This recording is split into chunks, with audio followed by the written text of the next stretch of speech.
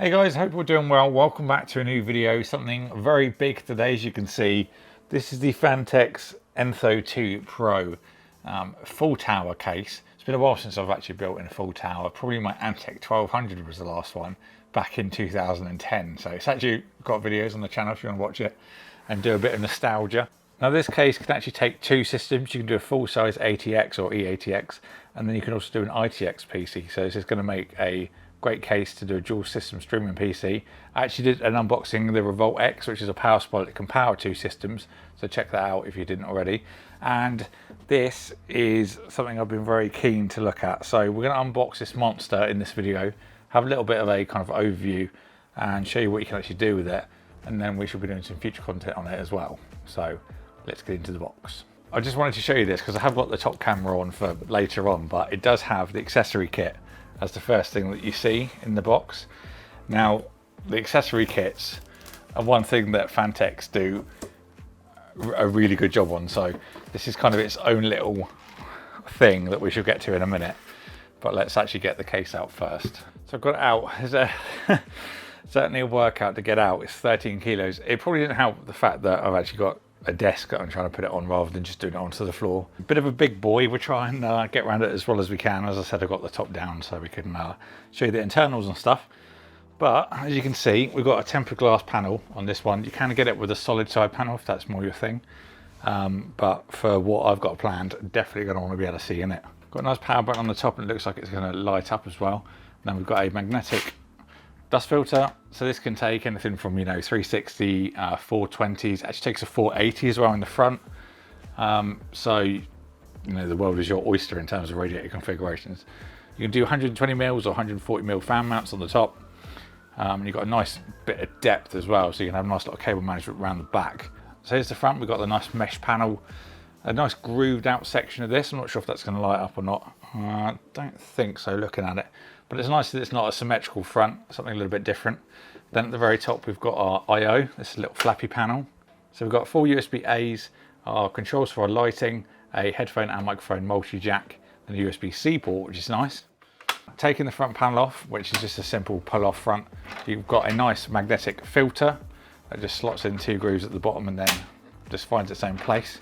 Very nice. And then here we've got all our radiator options again, so you can do, like I said, up to a 480 in the front. Actually, you can take a bigger one than in the roof. Now, when it comes to actually building in this, I might just play around and see what we can actually fit into different spaces, see if we can take anything bigger than what the website says. So, something I might try as we go. You've also got a fill port down here as well if you're doing a water coiling loop. We've got a nice long dust filter for the bottom that you can easily access from the front. On the back, we can do a 120 or a 140 mil fan. You've got a triple slot vertical mount. Seems to be a little bit close to the glass if you're going to use a 3-slot card, so I might use a vertical riser kit if you're going to go that way.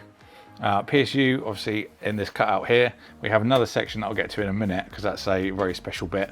And then let's take it off the side panels and have a look inside. This desk is barely big enough to actually take this case. Thumb screws, and then it just slides off and then kind of goes downwards. Obviously I'm doing this so it's flat, so it's a little bit different, but nice thick bit of glass. That's really nice and heavy. So here's the belly of the beast. As I said, you can fit an ATX motherboard or an eATX motherboard here. We've got some lovely grommets in the kind of great positionings. Nice lot of room for our 8 pins to come up through the top. Any other cables, maybe fan or AIO cables, can go through there. Now down here you'll see these little 4 screws. This is where we're going to mount our ITX motherboard if you're going to go dual system. And you've got another nice grommet where all the power cables are going to come through for that. There is a little bit of a gap here, so I'm wondering if the 8 pin might fit through there if you're using the ITX system, just to make it a little bit cleaner than having it all coming through this one grommet and having it kind of go across. But we shall see. Along here it looks like we've got one of the ARGB strips, so looking forward to seeing how this lights up in this case. As I said, we've got the triple slot vertical mount, and you've also got your standard brackets here. There's actually 8 of them there rather than the standard 7. So these solid state drive brackets at the side, these just pop off, and then you can either leave them on there or take them off. Again, you could also take these off as well to do maybe a radiator on the side if that's your thing. You have got a mesh panel on the other side that's going to prevent any dust from coming through, so if that's your style then you can do that. but these are standard 2.5-inch drive mounts, just really easily clip in, nice and simple like that. So let's take a look at the other side before we go into the accessory box, because there's something in there I need to kind of continue talking about the case. Captive thumb screws, always nice to see.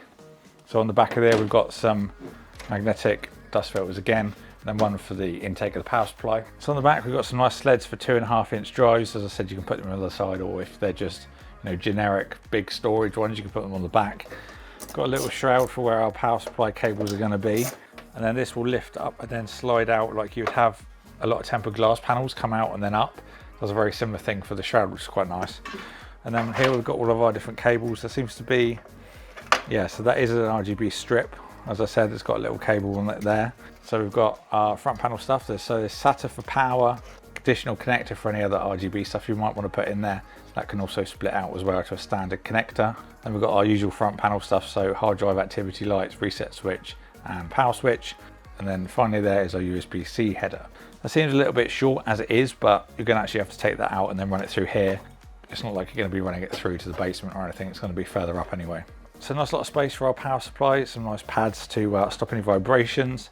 Nice lot of tie down points as well. There's quite a few I can see, obviously, as well as the Velcro ones. Some nice tie down points on the left hand side as well there. Now you could also mount hard drives on there if you wanted to. You can take off these plastic panels and put those through on this side, or obviously on the other side if you want to show them off, but I'm not really sure on anyone that wants to show off hard drives anymore. Also a Velcro cable tie here as well, so maybe you want to run your 24 pin through there, you can do that. So I'm just going to pop this cover back on and then we'll get inside the accessory box. So much lighter without any tempered panel on it. So let's get into the accessory box. I'm actually really excited for this. It sounds a bit sad. I've used a lot of Phanteks cases before, but never one that's actually had this kit with it. It's always been like a little box in one of the hard drive cages or something like that. This is something special. So really, yeah, sadly looking forward to opening this. So we've got a nice instruction manual, full color as well. Here's a RMA little thing. Now this is the part I was really talking to you about to actually show another feature of the case. So as I mentioned, when you use a dual system, you have a blanked off panel. You can either put another power supply in there, or you can put this bracket. So this will enable you to use your ITX motherboard in the bottom. So in another one of these is what I was really looking forward to. For anyone that's a fan of stationery or just organisation, this is a great little addition. So we have all of the screws segmented into an individual compartment, which I think is great. Loads of additional spare thumb screws, which is really nice as well. You don't generally see spare ones of those included, so that's nice. You've got standoffs, fan screws, motherboard screws, hard drive screws, you know, the additional ones that need a little bit of a gap or a spacer. And there's some more foam feet as well, so I just love that it comes in a little case like that though. It's really nice. And nice little bonus touch as well. So if I unscrew this panel, this will pop out. And then we'll put our additional panel in for our second system, in like that. And then you screw that in, and then you can add your second system in there. Pretty cool, I think. Then the last thing I would just want to show you is, I said that we've got nice ventilation, so you can put some additional fans, or you can take your hard drive cages like this, and these will just slot in like that. So you can have them at the back of the case.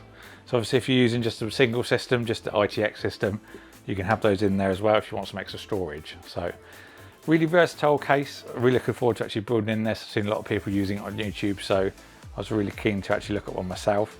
So yeah, stay tuned for the future content. Big thanks to Overclockers for sending the sample out for me to look at. If you enjoyed this video, don't forget to subscribe and hit the bell so you don't miss a video. And I'll see you all in the next one.